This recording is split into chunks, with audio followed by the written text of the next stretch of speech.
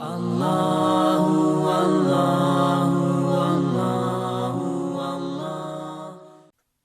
الشعراء کی آیت نمبر 141 141۔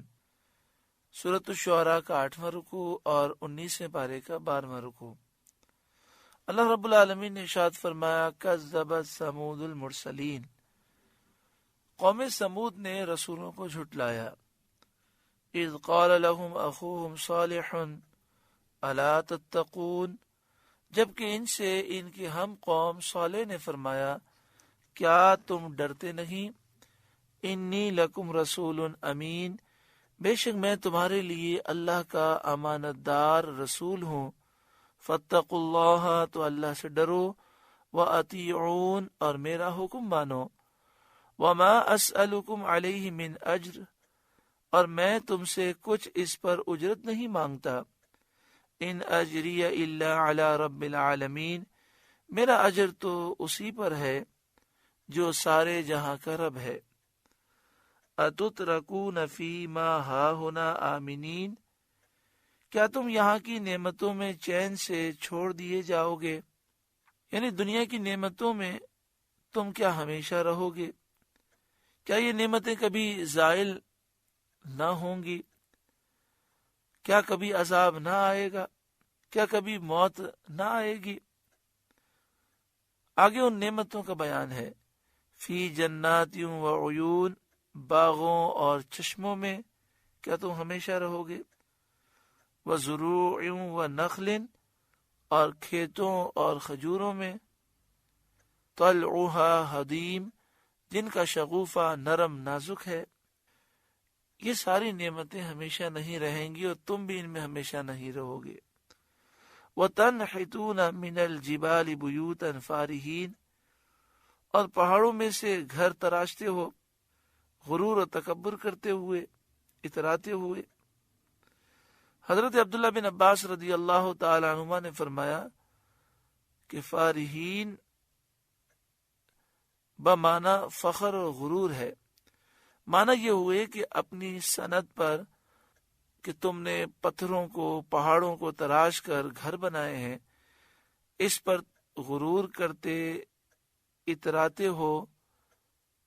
فاتقوا اللہ، تو اللہ سے ڈرو، واطیعون، اور میرا حکم مانو۔ ولا تطیعوا امر المسرفین، اور حد سے بڑھنے والوں کے کہنے پر نہ چلو۔ حضرت عبداللہ بن عباس رضی اللہ تعالی عنہما نے فرمایا مسرفین حد سے بڑھنے والے مشرکین ہیں۔ بعض مفسرین نے فرمایا مسرفین حد سے بڑھنے والوں سے مراد وہ 9 شخص ہیں جنہوں نے اونٹنی کو قتل کیا تھا۔ الذین یفسدون فی الارض ولا یصلحون، وہ جو زمین میں فساد پھیلاتے ہیں اور اصلاح نہیں کرتے، بناؤ نہیں کرتے۔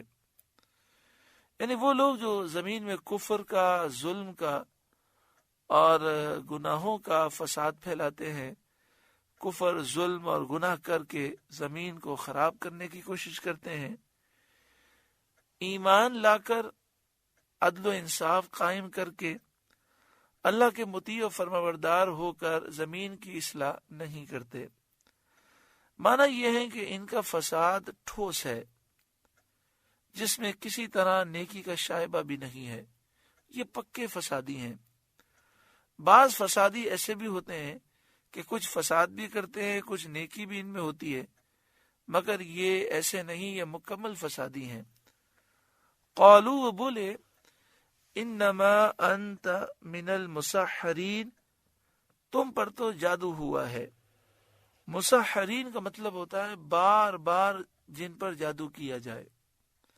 تو کہنے لگے آپ تو وہ شخص ہیں جن پر کئی مرتبہ جادو کیا گیا ہے، یعنی بار بار بکثرت آپ پر جادو ہوا ہے، جس کی وجہ سے آپ کی عقل درست نہ رہی، نعوذ باللہ من ذالک۔ ما انت الا بشر مثلنا، تم تو ہمیں جیسے بشر ہو۔ فأتی بآیۃ ان کنت من الصادقین، تو کوئی نشانی لاؤ اگر سچے ہو، اپنی سچائی کی نشانی لاؤ اگر رسالت کے دعوے میں، رسول نبی ہونے کے دعوے میں سچے ہو. قال هذه ناقہ، آپ نے فرمایا یہ ناقہ ہے، یہ اونٹنی ہے. لہا شرب ولکم شرب یوم معلوم، ایک دن اس اونٹنی کے پینے کی باری ہے اور ایک معین دن تمہاری باری ہے.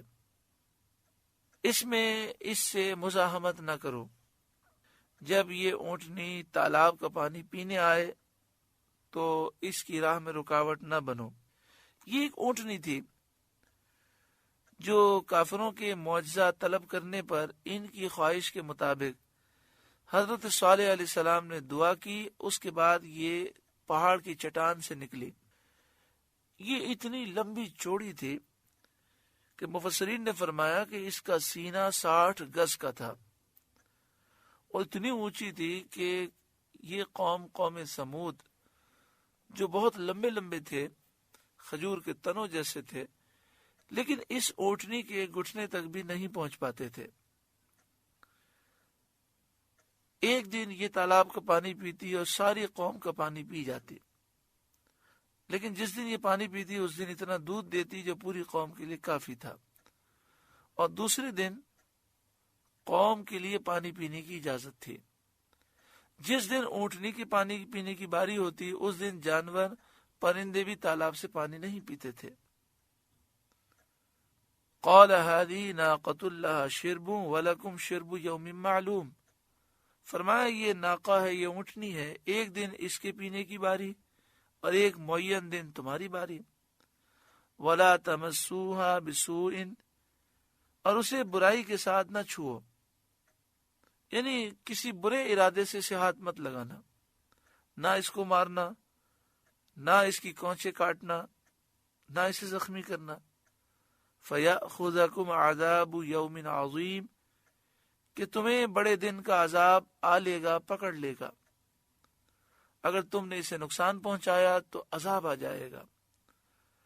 نزول عذاب کی وجہ سے اس دن کو بڑا فرمایا گیا تاکہ معلوم ہو کہ وہ عذاب اس قدر عظیم اور سخت تھا کہ جس دن میں وہ واقع ہوا اس کو اس عذاب کی وجہ سے بڑا فرمایا گیا.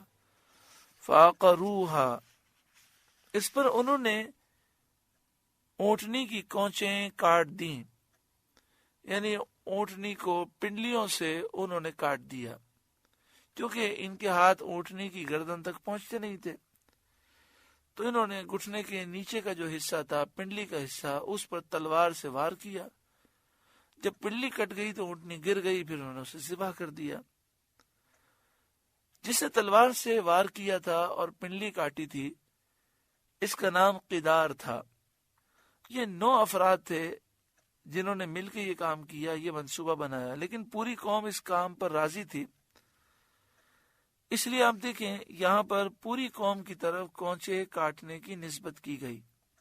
فَعَقَرُوهَا، قوم سمود نے اس اونٹنی کی کونچے کاٹ ڈالیں. تو جب گناہ کوئی ایک شخص کرے لیکن اس گناہ میں جتنے راضی ہوں گے وہ سب اس گناہ میں برابر کے شریک ہیں. فَعَقَرُوهَا، اس پر انہوں نے اس اونٹنی کی کونچے کاٹ دیں. فَأَصْبَحُوا نَادِمِينَ، پھر صبح کو پچھتاتے رہ گئے.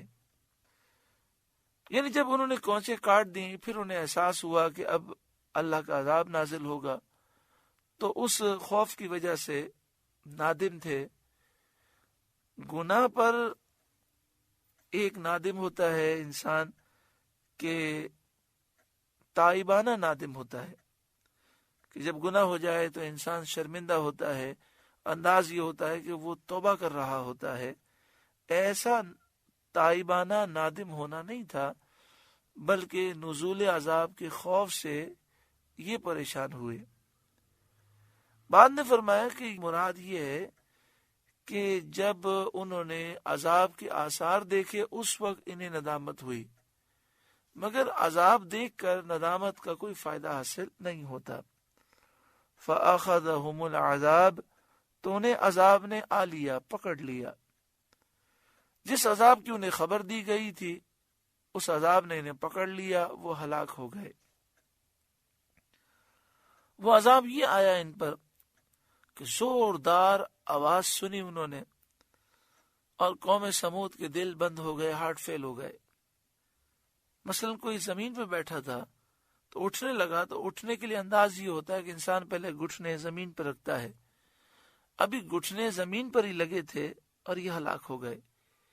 اتنی مہلت بھی نہ ملی کہ یہ اٹھ سکیں، اور پھر اس آواز کی ہیبت سے زلزلہ بھی آیا۔ ان کے عالی شان بنگلے، محل اور پہاڑوں میں جو بنائے گئے محل تھے اور جو ان کی طاقتیں تھیں، وہ اللہ کے عذاب سے انہیں نہ بچا سکیں۔ ان فی ذلک لآیہ، بے شک اس میں ضرور نشانی ہے۔ وما کان اکثرهم مؤمنین، اور ان میں بہت مسلمان نہ تھے۔ وَإِنَّ رَبَّكَ لَهُوَ الْعَزِيزُ الرَّحِيمُ، اور بے شک تمہارا رب ہی عزت والا مہربان ہے۔ سورۃ الشعراء کا 8واں رکوع مکمل ہوا۔ اللہ رب العالمین اس رکوع کے نور سے ہمارے ظاہر باطن کو روشن منور فرمائے۔ اللہ اللہ